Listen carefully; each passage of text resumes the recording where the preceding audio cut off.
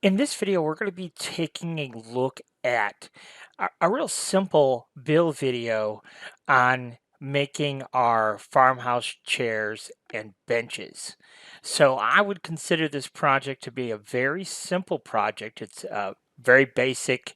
Uh, Tools are required, very simple cuts. So don't be intimidated by taking on this project, certainly.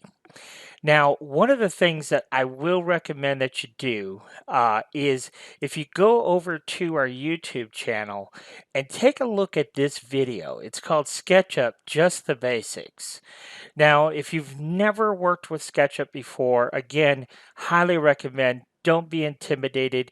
It will be a life changer in your shop when we're doing woodworking.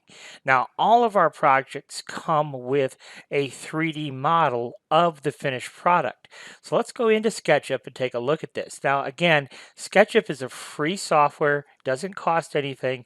It is a web-based version that is free, but everything that I'm showing you in this video right now, it will look quite similar in the online version. Now, the version that I'm using is a very old version from 2017. They used to give it away. So if you can find SketchUp 2017, you might be able to find a download still available somewhere on the internet. It was a free software back in the day. Now the free version has moved to a web-based version, and then you can buy a desktop copy like I have. Like I said, years ago they used to give it away. Now it's pretty much the same today as it was then. There are a few enhancements and things, but for us woodworkers, the SketchUp Make 2017 would be more than really what we need. But I find it invaluable in my shop. Everything I build, I start with a model. I want to understand this thing inside out and backwards before I begin building it. So especially if you're kind of a novice woodworker, it's really handy to actually have a finished copy sitting next to you before you go build your own, so you can kind of refer to it. And that's what these models allow us to do. So we can spin these around, we can look on the bottom and really get a good understanding of exactly how these go together. Okay, so I would just and again, we provide this finished SketchUp model for you as part of your woodworking plan package. So it's the SKP file, and of course you also have a PDF file. And that's what we're going to take a look at. Let's go over to our PDF file and take a look at it and kind of familiarize ourselves with the parts. Now, all our plans work basically the same way. What we try and do is color coordinate, each part being a different color. Now here, we've gone ahead and put what the part is right here for you. Now, because this one is really simple, I would recommend, before you bog yourself down on exactly how it all goes together, is just follow the cut list. I think that will be the easiest way to go about this. Just follow the cut list. So we need two back legs, and you can see they're 1.5 by 2 inches. That will be the finished leg size. And we're going to cut it out of a 2x4. And so here you can see, here's our back leg, right? And so we need two pieces of 2x4 at 38.5 inches. And then we need our front legs, are 16.5 inches long. And you can see they are 1x2s as well. And then we have the back spreader here. That is 1.5 by 1.5. So we just take a 2x4, rip it down to 1.5 wide, or we could possibly get some straight 2x2s from the lumberyard.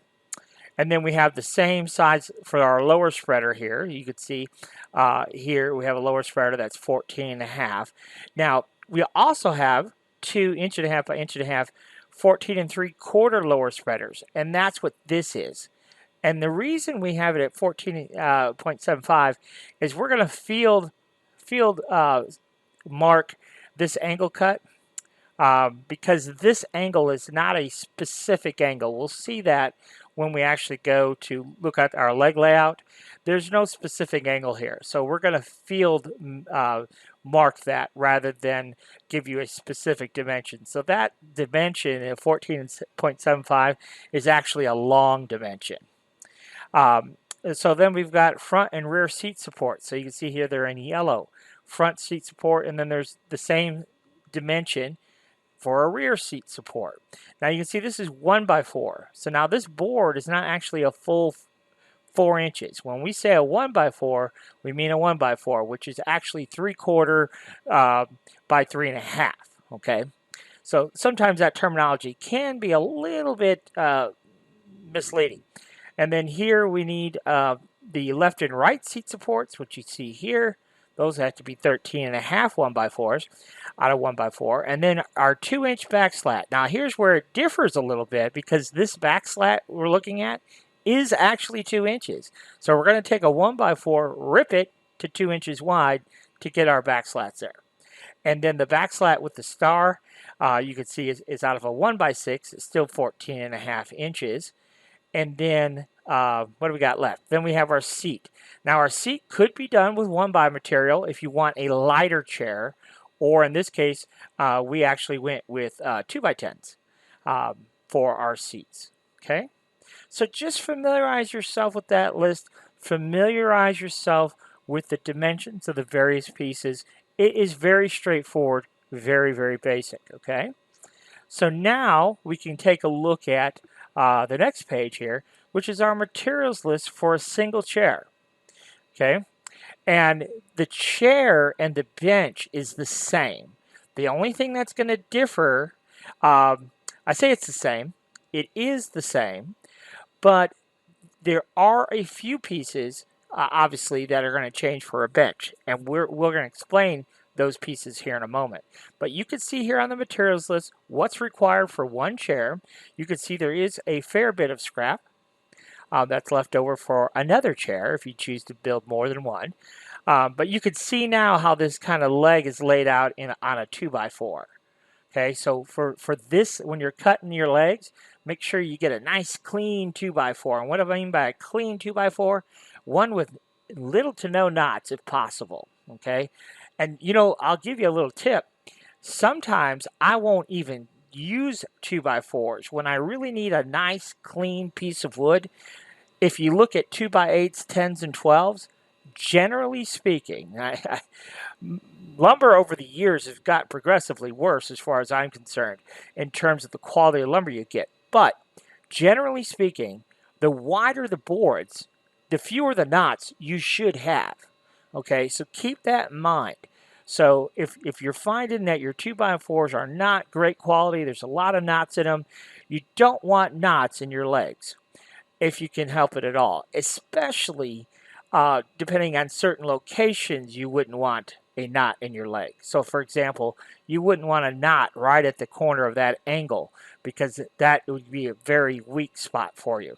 A knot up here in the middle of your upright, not so serious. But right there in the lower part of your leg, not good to have knots. So keep that in mind. You might have a nice, clean, clear piece of 2x10 at your lumber yard that we could rip down to 2x4, which of course would be 3.5, and lay out our leg in that. So I'll just kind of keep that in mind if you're not finding great 2x4s. The rest of it, not that serious about knots. Of course, we're going to take a look at the finished chairs that I built. And in fact, let's just do that quick. Let's just pop over there and take a look. So you could see what I was talking about in terms of clear lumber. So if you look here, as you look at it, and the uprights everywhere, there's not many knots. Okay, you can see there, that little knot there. That's not so serious. Okay, little bitty knots are okay, but you don't want big knots. But again, if you look, see here, there's a knot up here. That's okay, but in the legs themselves, no. Okay, so I mean that's just something to kind of keep in mind. It's not that critical, but it is worth keeping in mind. Okay. I don't know if I have a better shot of our back legs here. Let's see. You can see there is a little knot right there, and see that's not ideal. And I think that was one of the issues I was having is I was having trouble finding real clear material. But that is a bad spot for a knot right there because that's one of your weakest points. Even this knot here, I'm not wild and not excited about that either. But you know what? Sometimes it's unavoidable. Now, in these chairs, I will tell you, in these chairs, I I used 2x4s. Now the plans do not call for 2x4s right there. They call for 1x4. So that is one change that you can make right off rip. You can change out the 1x4s to 2x4s. If you do that, one of the advantages to doing that is it will be cheaper because 2x4s, generally speaking, are cheaper than 1x4s. So just kind of keep that in mind. This right here could be this 1x4. You could eliminate, and I might even suggest that you do eliminate it and just move these boards up here because you have all that scrap, and you could definitely get it out of 2x4s. So then why did I not just say do it out of 2x4s? Well, because one of the challenges that I have with these particular chairs and all chairs that are similar to this is they're very heavy. So in this case, the customer really didn't care. In fact, actually wanted them super uh, robust. And so certainly doing it all out of 2x4s definitely will make it more robust, but it makes it so heavy. They're heavy, heavy chairs to move around. You know, not your typical dining chair, which is not that heavy. But in this particular case, I guess their children are really hard on things and they wanted it thick, built, uber tough. Okay, so that's why you see in the seat we use 2x10s and then we use 2x4s for everything else. Okay, so that's just something to keep in mind. So, with all that said, let's get on down to our rear leg layout detail. Now, this might look a little complicated, but actually, surprisingly, it's really, really simple. So all we're going to do is take a 2x4, cut it to 38.5 inches long, right? And then we're going to measure up from the bottom 10 inches. And then we're going to measure up from this point right here to this point. I should put it on here. I might actually go back and do that. But from this point here to this point here, that should be 2 inches. Okay, so we're going to measure up 10 inches, and then we're going to measure up from the bottom 18 inches. And we're just going to take our square and draw us a line at 10 and at 8. And then way up here, you can see again from the corner to here 2 inches. Not at, don't worry about this diagonal, this slight angle. Don't concern yourself with that. Just measure from the bottom up 2 inches, just like you're going to do over here, from the bottom up 2 inches. And just make a little mark, make a little mark. And then all we have to do is connect the dots. So that part is pretty standard, pretty straightforward. So what I mean by connect the dots, so if we have a line coming across here at 10 and we have a line over here at 2, we're just going to draw a line, bloop, right there, okay? And that is from that connecting point to that connecting point. And then we're going to do the same thing here. We have a line at 8 and we have a line at 2, and we're just going to connect those two pieces. Now, I actually happen to have a spacer that I use because I use 2-inch spaces for a lot of different things. And so once I have that first line marked, I'll take my 2-inch spacer and I'll mark that second line. Okay. And so I'm just laying my spacer block along this line that I've already marked, and then I can use it from this connecting point to this connecting point. And then the same thing here. We can, if you want, so we've drawn a line at 10 and at 8. If we just draw a line down at 2 and then go horizontally, so maybe come over here, anywhere along here, measure down 2, connect the dots, and then so where that point would connect right there, right? Because we have a horizontal line at 2 and a vertical line at 10. Where that connects, we come down to this point and where that connects, we come down to this point. I hope that makes sense. I think once you actually get out there in the shop and you start laying these lines out, and once you do one, it's like, oh yeah, I know exactly what he's talking about. And that's one of the reasons that we do these build videos, because I feel like I can explain it better talking about it than I could writing about it. I have a lot of times customers say, "Well, why don't you have written instructions?" Well, because I'm really scared that if I were to write something down, especially with, being able to see it, it's just a little bit easier than trying. What in the world is he talking about? When you're trying to read written instructions. I know a lot of times when I do read written instructions, I get lost real easily. Okay, star placement template. If you choose to put a star on it like I did in the originals, you would just line this up at the edge of your board. And what I do so go ahead and cut this rectangle out. This is full size, and then just take a screwdriver or a nail or screw and just mark these points. Okay. And then what I would come back is a little ruler and connect those points, um, each one of those dots, kind of like dot to dot, and then that would make your star and make your template last a little longer too. It's kind of a pain in the butt to actually cut the star out with all these angles. So I just use a little pin and mark each one of those points, and then, like I say, come back and connect the dots, and I think it'll be easier. That's how I would do it. Okay, so here is a bench layout. Now you'll notice that this bench layout does not look like the bench in our model. Let's flip over to that real quick so you can see it's different. So you can change it up, you can do whatever you want. In fact, these slats, you don't even have to use them at all. They're purely decorative. So whatever type of back you want to put on these, you can.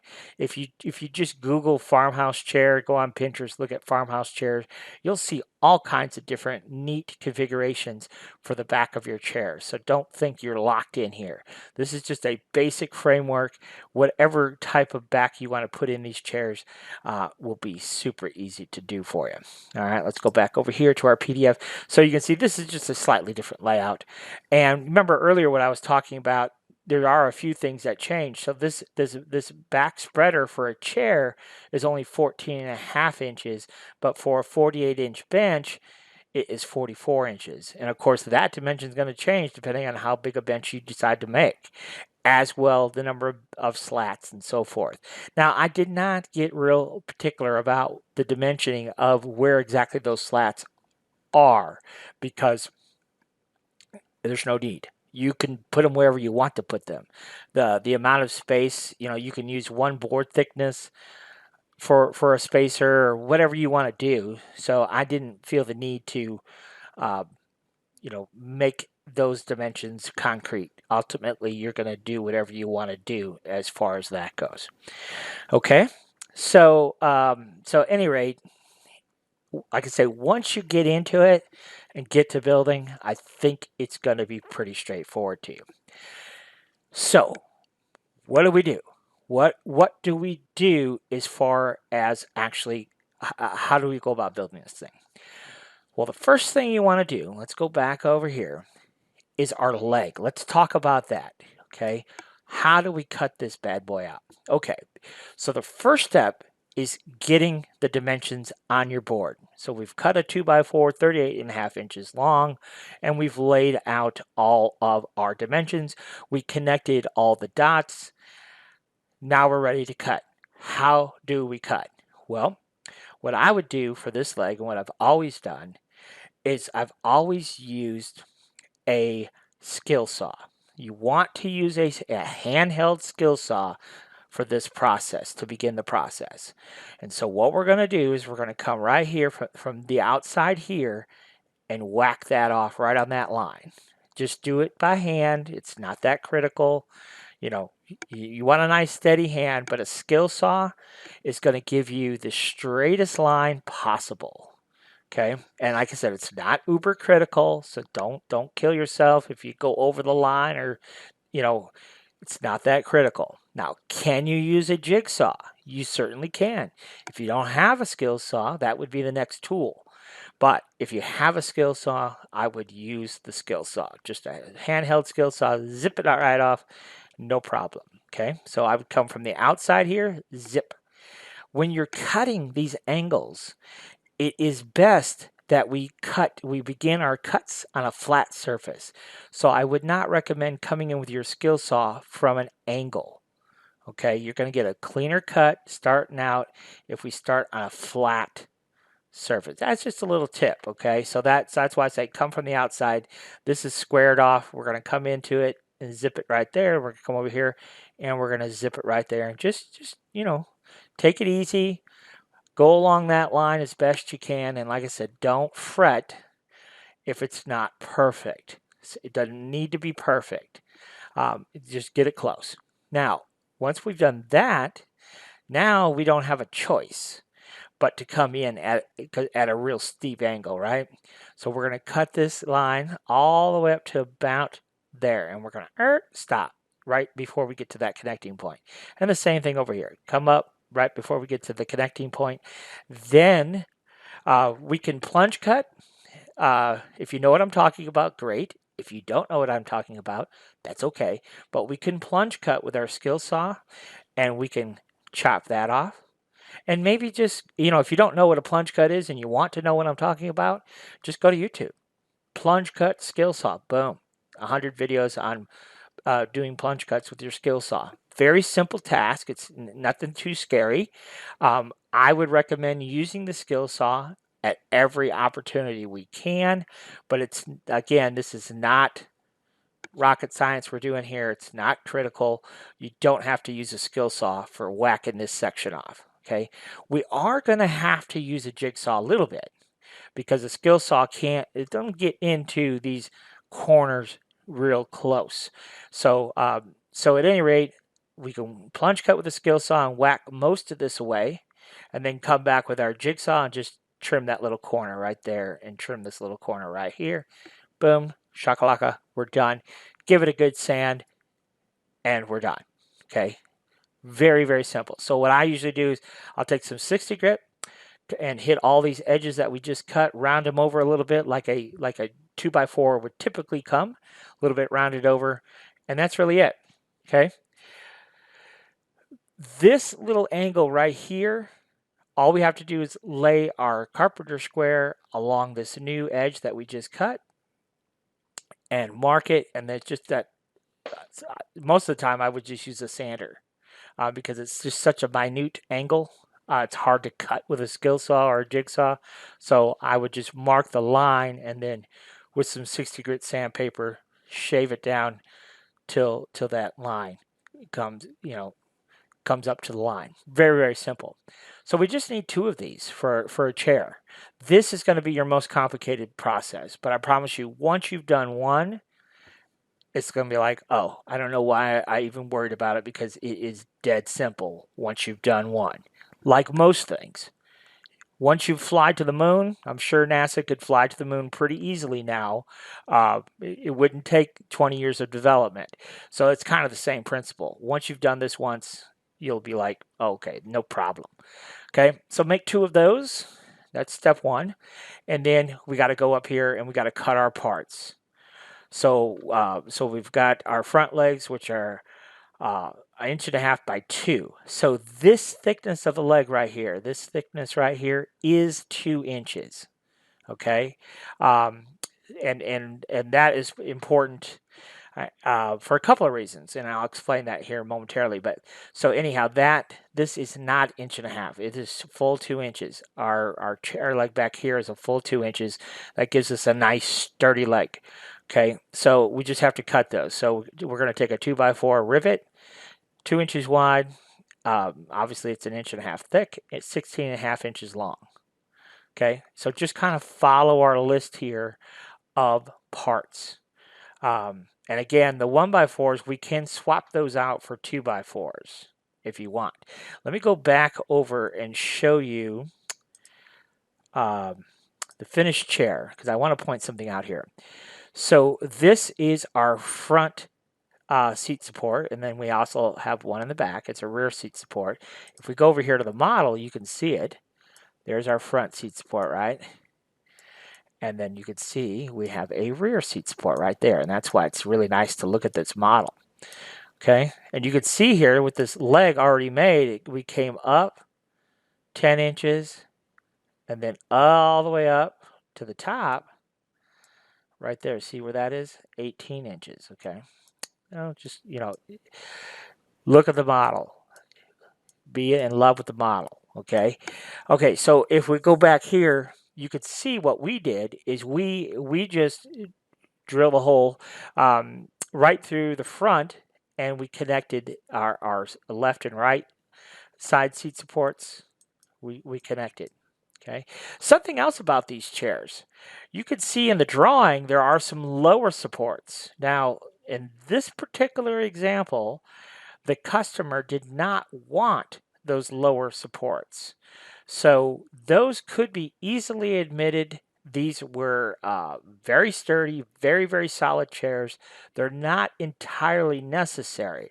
If you look at a typical dining room table, or excuse me, a typical dining room chair, you will typically see those lower leg supports. Okay, but also a typical dining room chair wouldn't be this beefy normally. So you definitely could eliminate those. It really just depends on exactly how you build your chair, and the aesthetic as well. But in this case, you can see in these chairs we opted not to do it. One of the things was the customer really didn't care if it was there or not. We were kind of pressed for time, so it was one less step. And I was a little bit concerned at first, just in the thought we hadn't built these chairs before. We just did them on the computer. So I felt like we needed the lower leg supports, but when we actually built the chair, it was rock solid. So it wasn't necessary. There is quite a bit of work involved in doing those lower supports and whatnot. So anyhow, that's just something to keep in mind. So what we did when we connected these, we used 2x4s here and we used 2x4s here. You can see we just popped some 3.5-inch screws. Always when we're connecting 2x4s, something to keep in mind. When you're connecting 2x4s, if we can use 3.5-inch screws, let's do it. They're bigger in diameter. Obviously, they're longer. And when we're screwing into end grain, which in this case we are, 3.5-inch screws are just going to hold better than 2.5-inch screws. So always use 3.5 if you can when you're connecting any kind of 2x4s. If you can do it, it's just a good practice to do.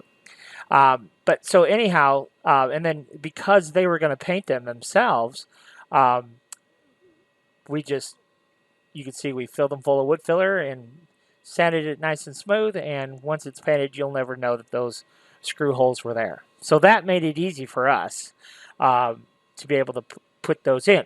Now, let's go back. I guess we can go back to our PDF. So what do we do if we're not going to use 2x4s there? Well, if you're not going to use 2x4s, if you are just going to use the 1x4 material, then we're going to use pocket holes.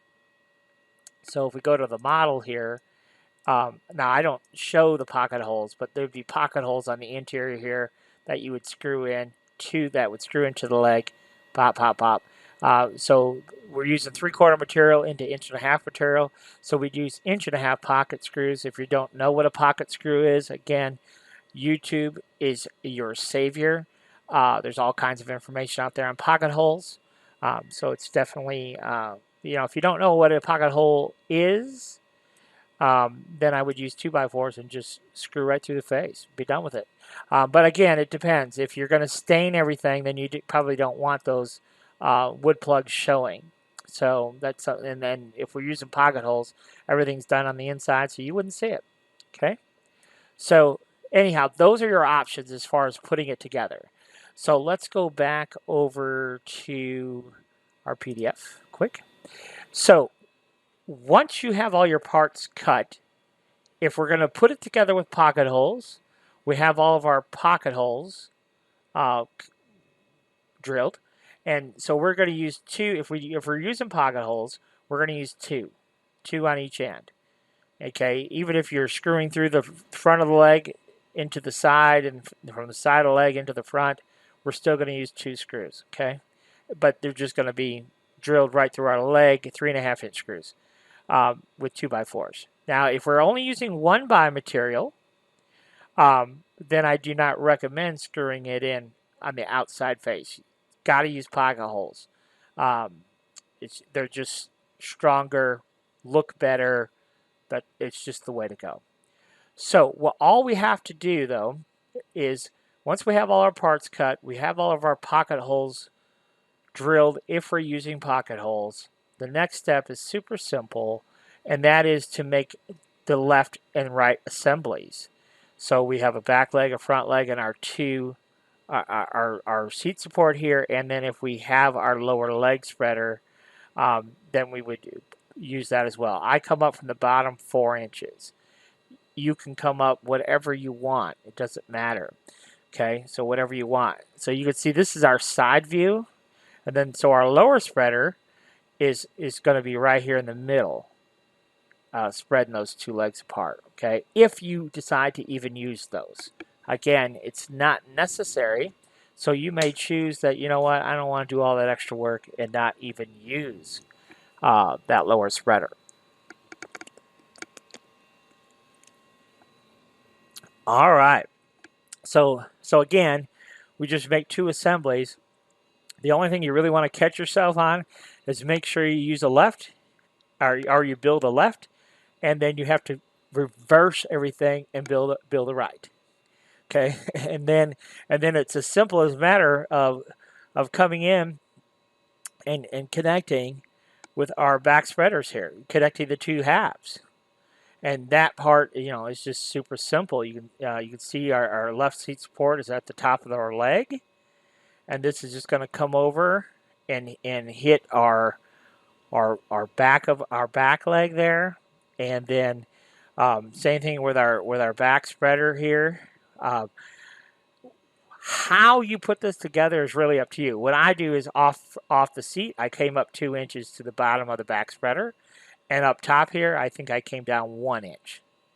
And then that would leave me 14.5 inches in between the bottom and the top. Okay, that's it. That's all there is to it. So again, refer to your 3D model. I'm fairly certain. Let me just see once. I'm going to hit T for tape measure, and I can measure from here to here. Okay, so in the drawing it shows it's at 2, but then how? Okay, see there? It says it's 13.5. So in real life, you can see that's not 2 inches, obviously. Okay, so in real life, I think I did use 1 inch, and that left me. So I came up 2, came down 1, which left me 14.5 inches, and that coincides with our model, because our model says that this from the top to here is only 13.5 inches. You see that? It's not 14.5, and that's because I came down 2 instead of 1.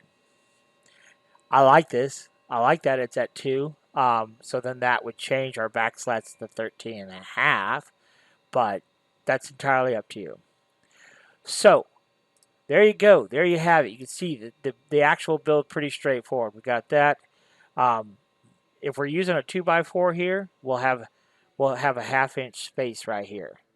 Little setback. These are 2 inches thick. Our 2x4 is 1.5 inches thick. Okay. Like I said, we could use these, not use these as far as the lower leg supports. It's an option for you, so it's there.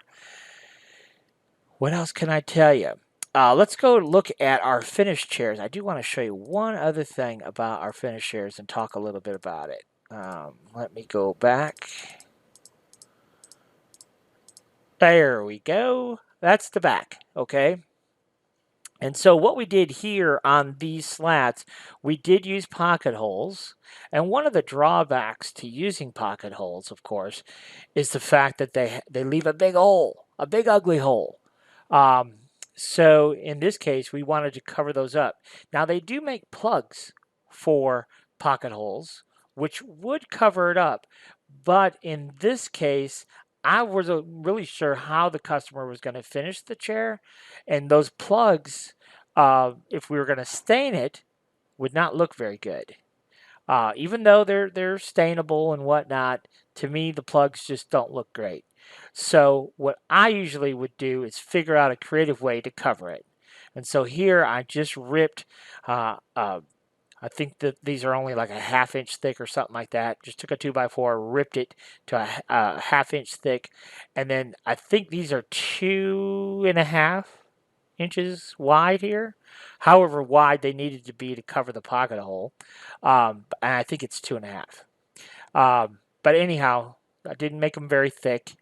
Ripped it down to 2.5, and then you can see I just popped in a few staples just to cover up those holes. And to me, it actually added a nice little detail to the back of the chair anyhow, so that worked out for me. Um, so yeah, so these chairs that we're looking at were the very first time I built these chairs. If I had to build another set today, you know, it'd take me a lot less time, I guarantee it. But that's like anything that we build. The first time it takes a while, but these really turned out really great. One other point to make that you're always going to struggle with on your chairs: once you build your chair, you set it down on the floor and it rocks. Rock-a-bye, baby. And it's either going to rock from the left side to the back, or it's going to rock the other direction, from the front right to the rear right, or rear. So in other words, it's going to rock from the front right to the rear left, or from the front left to the rear right. Point is, if it rocks, and it will, it's just the nature of how building chairs and stools and so forth. So whichever direction it rocks, left, on the left side it rocks, or the right side it rocks, whatever side it rocks, the opposite sides need to be sanded just a little bit. And a little bit of sanding goes a long way on your feet. I actually have a video on my channel that talks about leveling off chairs and stools. So just keep that in mind. Your chairs will rock a little bit, always. But first of all, you want to make sure you're using a flat surface. So a lot of times I'll use my table saw, or I have a kind of a heavy duty workbench that I know is absolutely 100% flat, flat, flat. Another good thing to use if you need a real flat surface to test the level of things is a piece of glass. So just you can find glass anywhere. Real thick piece of glass off a table that's broken or whatever. Maybe you have a patio table that's glass. We know glass is going to be dead flat. So anything we put on it, if it rocks, it's not level.